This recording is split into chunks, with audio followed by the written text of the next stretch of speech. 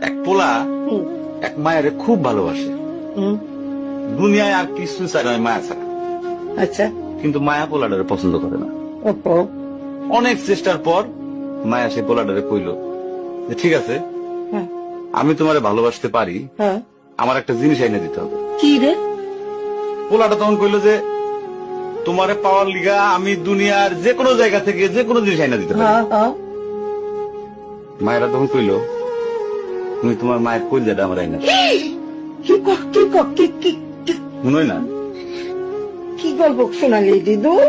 পোলা তখন দৌড়াইতে দৌড়াইতে তার মায়ের কাছে গেল। হ্যাঁ, মারে যায় কইল, হ্যাঁ, মা আমি একটা মায়েরে ভালোবাসছি, আমি তারে ছাড়া বাঁচিনি, হ্যাঁ। কিন্তু ওই মায়া আমার একটা জিনিস নিয়ে যাইতে কইছে, সেটা হলো তোমার কলিজা।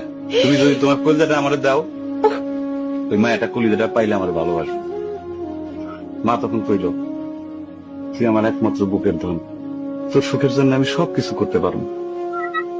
পরে মা বুকটা ফাইরা কলিজাটা বাইর করে পোলার হাতে দিল। আহারে মা।